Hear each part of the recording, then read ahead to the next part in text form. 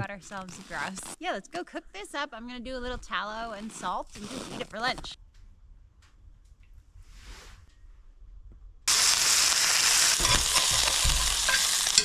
Nene, you wanna eat some grouse? I love grouse. It sort of reminds you of chicken and steak combined.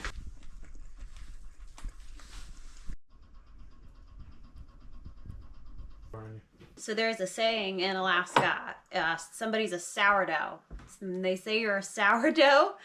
When people call you a sourdough in Alaska, it's not quite a compliment. You're soured on the country and you don't have enough dough to go home. That's a saying here. You will find a lot of sourdough in and around Alaska, mainly because there is no need for commercial yeast. So you don't have to depend on the grocery store for yeast to do your baked goods. So sourdough is a really old way of baking bread. It's leavened with lactobacillus, and it lowers the glycemic index of your entire meal. It generally is more digestible than your regular dough. And if you keep a starter, you can have a starter that is hundreds and hundreds of years old if you take good care of it. So this starter is relatively young. I started it maybe 6 months or so when my last starter died. And I'm gonna show you how you can go from starter day 1 to baked bread in about 6 days. So it is incredibly easy to make your own starter. I found that the trick is feeding it well and feeding it often.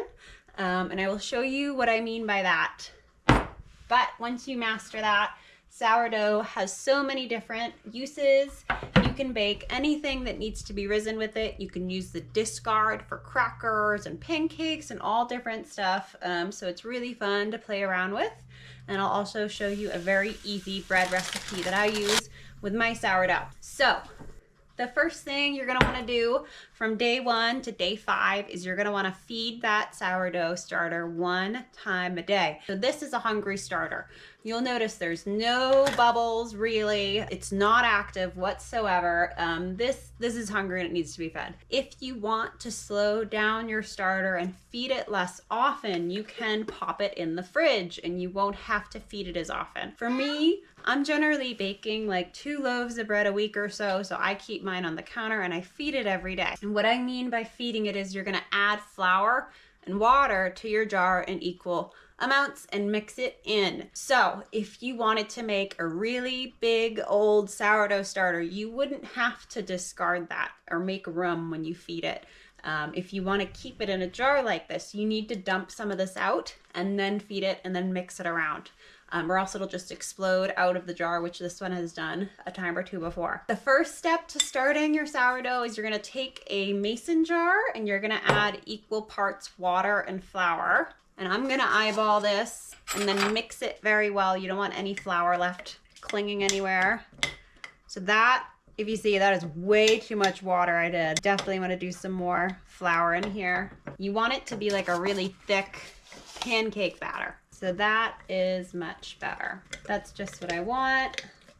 I'm not a professional baker at all. I don't, know any of the technical terms. This is just how we use it on our homestead to make bread, and it has never really failed me. If you want to save your starter or share your starter, you can dry it out on a bit of parchment and then kind of like powder it and put it in an airtight bag or an airtight jar, and you can save it that way and then rehydrate it for a later date. Or you can always share your starter too. So if you were to discard this, feed the discard in another jar, you could give that to somebody else and give them a nice sourdough starter.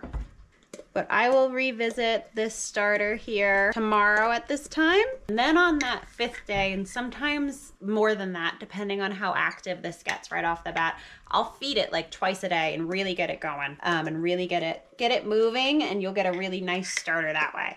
Okay, there you go. That's gonna sit until this time tomorrow, at which I will feed it. I just put a very light top on it just so nothing gets in there. I don't actually really screw it down.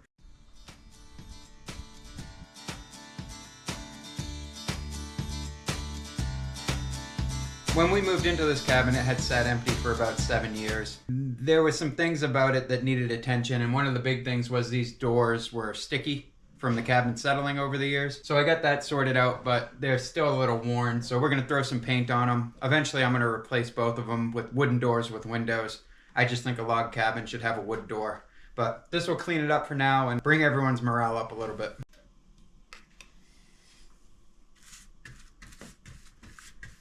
A little bit of paint goes a long way. Too bad we couldn't do the outside.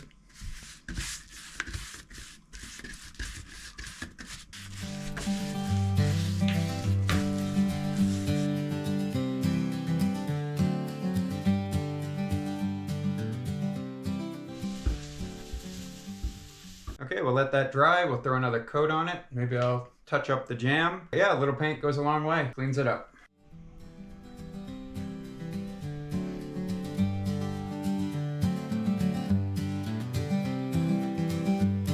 So it's Thanksgiving here on the homestead, and we got ourselves a local turkey. Unfortunately, we do not have a big enough roasting pan to roast it, and I don't feel like making the 3-hour round trip to town, so what I'm gonna do is go ahead and break the turkey down. It's only the 3 of us here, so we're just gonna roast up the breast meat, and we will save the rest for stock and turkey soup. I'm gonna start breaking this turkey down. I've never done this before. Can't be all that tough. Probably gonna start with the thighs, and we'll just kind of see how it goes. What we got in here? It's like those turkey legs at the fair. Yeah, turkey legs are great. Lena said she had a dream last night. She was eating a turkey leg. You want those turkey legs for dinner? All right, we'll roast that whole thing, right? Looks like an alien's head. Okay, there you go. We're gonna throw this in a Dutch oven, roast it up for Thanksgiving. The rest of that we will use for soup. So I'm gonna go ahead and vacuum seal up these thighs and wings. We got our vacuum sealer here. These things are indispensable in Alaska. If you don't have one, you should have one. They're great for everything from moose to salmon, or whether you just bulk buy meat at the grocery store and want to seal it correctly. It will last a lot longer in the freezer if you put it in a vacuum sealer. Okay, so I am gonna go ahead and season this turkey with a little herb butter. Use sage, parsley, and thyme. I'm not gonna measure anything. I'm just gonna kind of eyeball it. And then of course, salt and pepper too. I cook my turkeys. I preheat the oven to 450. I'll pop it in there and then lower it to 350, and I'll cook it for about 13 minutes per pound. And then I'll take it out and I'll baste it every half hour or so. So I'm gonna go ahead and spread all this butter over this turkey and then get to adding our herbs.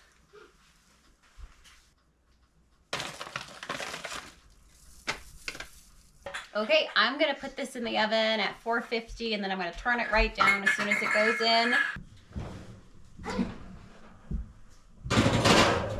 Perfect.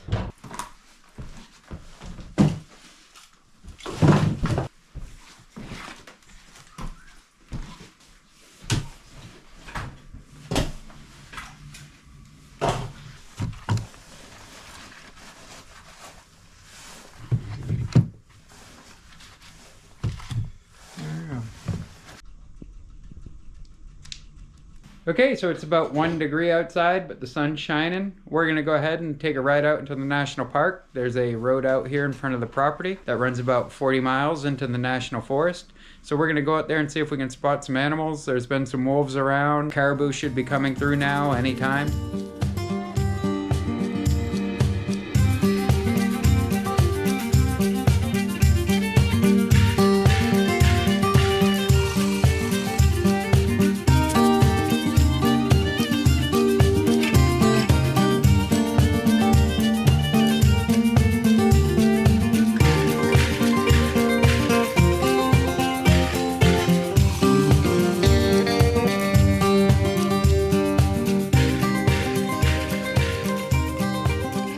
Caribou scat is all over the road here. There's some prints there. Seen a ton of caribou signs out here, which is good news, but unfortunately the season is closed for caribou hunting this year, but they're still really neat to see. So we've seen one so far, a bunch of tracks, a ton of scat. We're gonna go ahead and head home, make dinner, warm up, and then we're gonna come back early in the morning to see if we can see some more. Well, we've seen our first caribou. Unfortunately, we didn't have time to get the camera out, but ooh, there is caribou tracks all over here.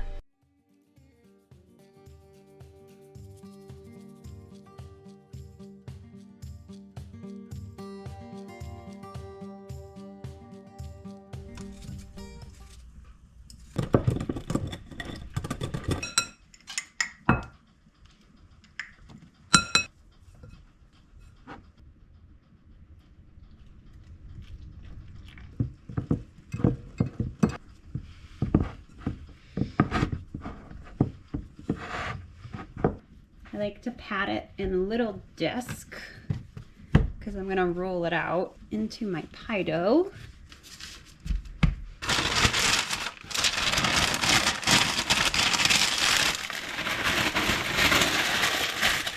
Okay.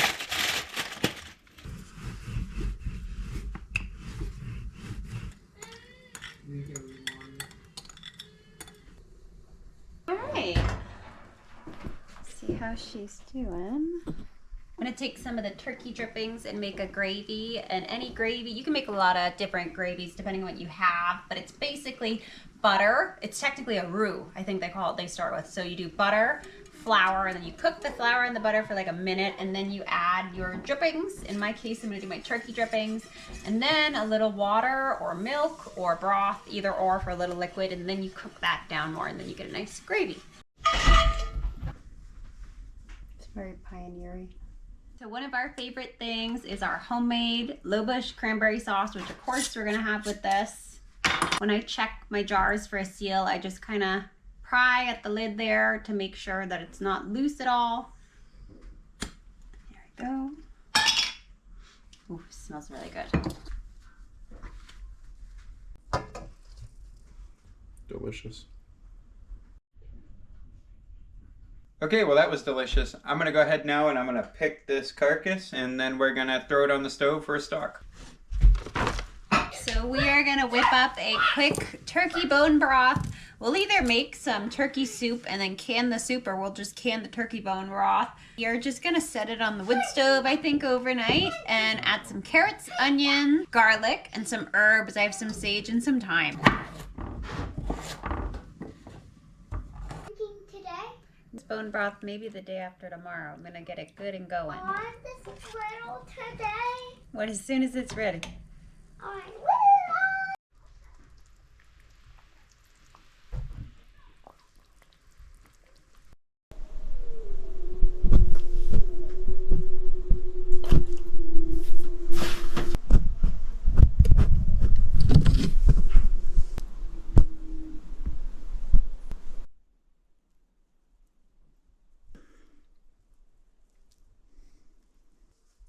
So we had taken a ride down to our neighbor's house to take a look at some Pyrenees puppies, and they had been having a problem with wolves down there, going after their animals. They had actually shot one and showed it to us. That same night we came home, there was a large pack of wolves howling rather close to the cabin here, and that's the first time we've heard them since we bought this place, which was a weird coincidence in itself. Then the next day we went down to get water and we had a large one run across the road. So the expression teeming with wolves is starting to take a real meaning up here. So this cabin's sort of on the smaller side. One of the ways to mitigate that or to help with small spaces is to add shelves. So I got this scrap from an old solid wood door here, and Amy wants an herb shelf above her stove. So I'm gonna go ahead and cut it. I'll mount it up there, and then we got a shelf. 20 and 20, okay. All right, I'll go outside, I'll cut these. There's a scrap out of these. Rustic there. It's about -5 now. Everything's kind of brittle. The other morning it was -43, which is the coldest temp I've ever seen in Alaska. We were out on the Kenai Peninsula prior to moving to the interior, and it's pretty mild. The winter's there. You know, you see negative temperatures, but typically only in January and February. You know, we've been in the negatives since late October here, and -43 is pretty cold. Everything starts breaking. ATV won't start. List goes on, but it's supposed to warm up later in the week. It's going to hit 20 degrees, which after that, it's going to feel like a heat wave.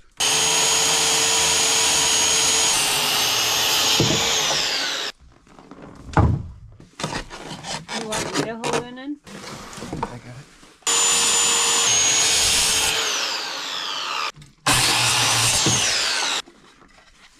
Button on it. Might look better without it.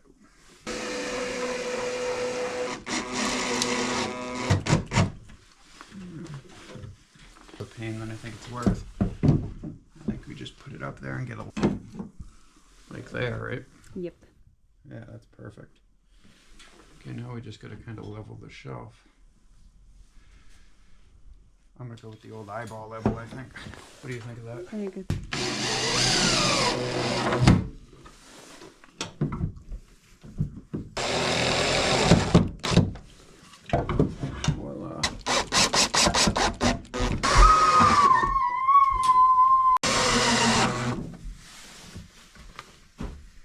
I like it. I like it. Great for free. There we go. Not bad. In total, that cost me a little under $5. Now I'm gonna go on to canning my turkey bone broth.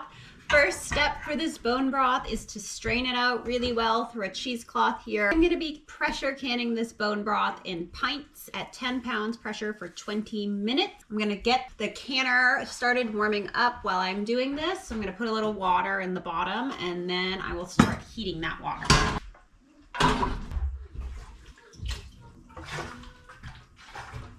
And you always want to read the instructions on your pressure canner, but for mine, I put a couple inches of water at the bottom.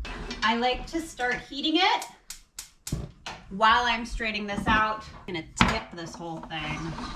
You want to come here and help?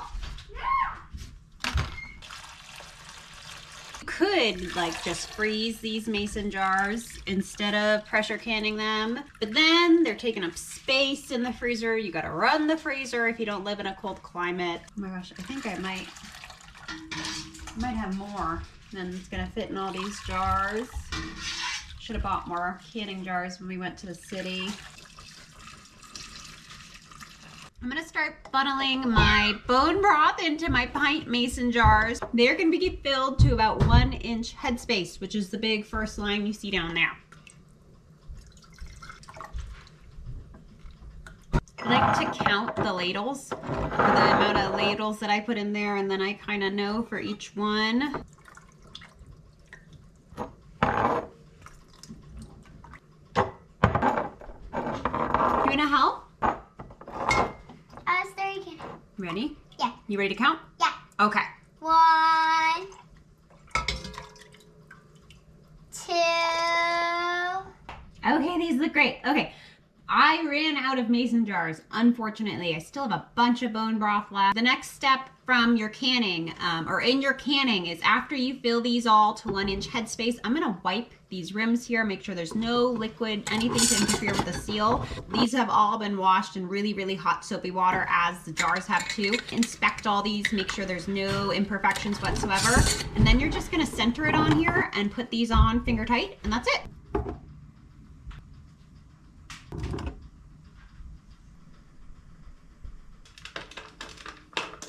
Okay, so I'm just gonna vent steam out of this vent pipe for 10 minutes. And then I'm gonna go ahead and put my weight on there at 10 pounds pressure. Wait till I hear that jiggle anywhere from 1 to 3 times a minute. And then I know we're ready to start our processing time of 20 minutes on these pints. The baking super jam. Circle, circle. So base. Got it.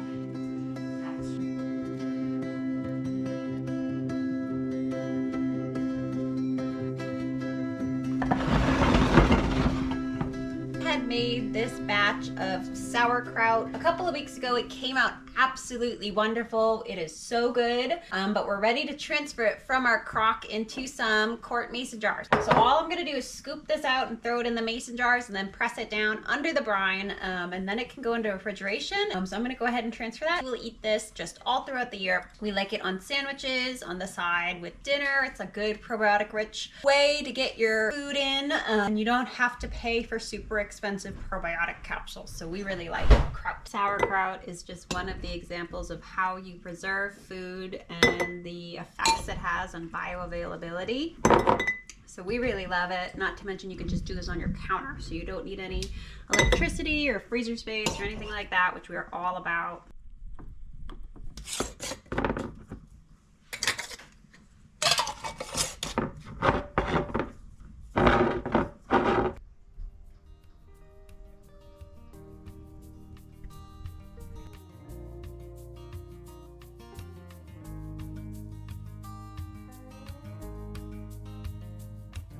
So we have a bunch of that bone broth left over, so I'm gonna make up a turkey soup, and I'm actually gonna do it on the wood stove tonight. Cooking on a wood stove is super easy. You don't need a big fancy wood cook stove to cook or use your wood stove to cook, though those definitely make it easier. But honestly, some of the best stoves to cook on that isn't like a wood cook stove are those old barrel stoves, or those barrel stoves that you see folks make themselves a lot of time. They're really good at heating your house. They're also really good at like space nice to cook things on. This one is a Hearthstone stove, so we don't really cook on it too much, just to be easy on the stone on the top of it. But we are gonna do our soup on there tonight because we have some pretty cold temperatures, so we've got this going pretty good.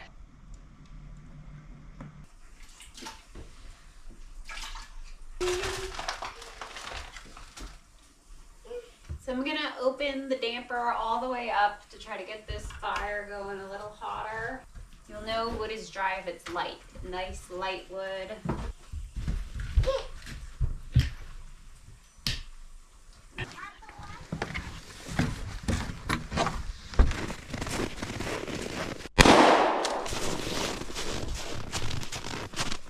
You get him? Got him. Yay! Whew. We go down. Another grouse. Beauty. It'll go great with dinner. Go to dinner. Yay. Thanks, grouse. Thank you, grouse.